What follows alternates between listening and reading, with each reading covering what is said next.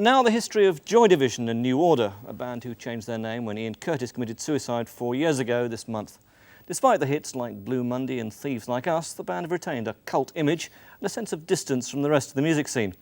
This week they're the subject of a new book, An Ideal for Living, which to the uninitiated may seem as impenetrable as their record covers.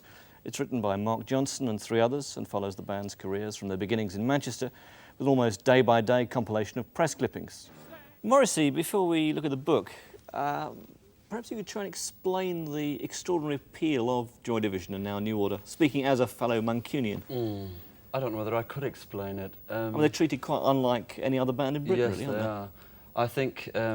I think most people's vision of Joy Division is entirely coloured by the death of Ian Curtis, and it's always really the really only factor that people seem to discuss. Joy Division were one group that I really didn't take to that much. Did you used to go and see them in Manchester? I saw them a few times by accident, but I can now completely appreciate their appeal. But I look upon Ian Curtis and certainly New Order as neither singers or lyricists, but as symbolists. I think they were quite accurate, and they had the spirit of the times. But I think it was totally false. It was like people saying, well, yes, this is how life is, totally without emotion, which of course they weren't. And we are totally hard people, which of course they weren't. It was like this complete affectation of people wanting to be something that they weren't. I find it quite sad, but in a musical sense, I hear nothing whatsoever. But what about the book then? And does that sum up the people you saw in stage in Manchester? The book confused me. When it was straightforward, written in almost a diary fashion, I found it quite interesting. What about all those quotes from youth lectures and all this sort of strange stuff? Ostentatious, it was very, very boring. But ultimately, I would support, at the end of the day, I would support New Order and Joy Division. But with some confusion, I'll admit. Tony, not a band I suspect you'd approve of. No, well, I mean, as long as people get pleasure out of them, that's fine, but it's certainly not me, no. And the book, I should probably think for the fans of Joy Division, it would probably appeal to them, but... what did you make of it, though? Well, I found it incredibly boring. There were certain bits of it that I found a bit disturbing as well. I mean, they were always trying to get over this fascist image and things like that. And, I mean, 1 or 2 bits and pieces. They always denied they were fascists, but they did seem to give themselves fascist names. The bit where it let down, I mean, Ian Curtis committed suicide, and the book didn't actually go into that. Now, anybody who is interested in that, I suppose that would be the thing that would be interesting. There's some extraordinary quote there that it said speculation is not only futile, but an invasion of his privacy, which... as a journalist, I mean, that would seem to be the key essence of the book, is why the guy died, and you skirt around it like that. I also think the book assumes that you know everything there is to know about Joy Division. Now, somebody, obviously, it's not really fair for me to judge it, because I'm not the slightest bit interested in them. It's not my sort of music. Have you heard their music ever? Oh, I've heard it, yes. What do you think of it? Well, it's not for me. No, but I'm very, you know, I'm more into the soul sort of side of it.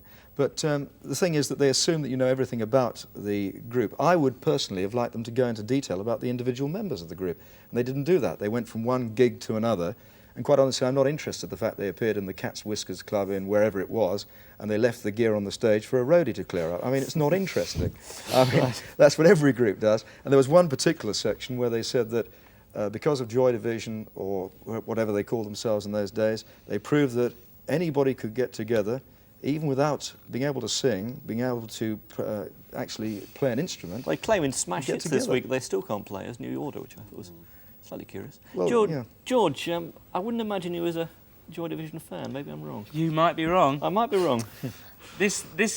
The book just became incredibly suspect for me the minute I saw... you do like them? I mean, I do like them, yeah. It became very suspect when I saw that it was partially... well, a lot of the contributions were from a gentleman called Paul Morley.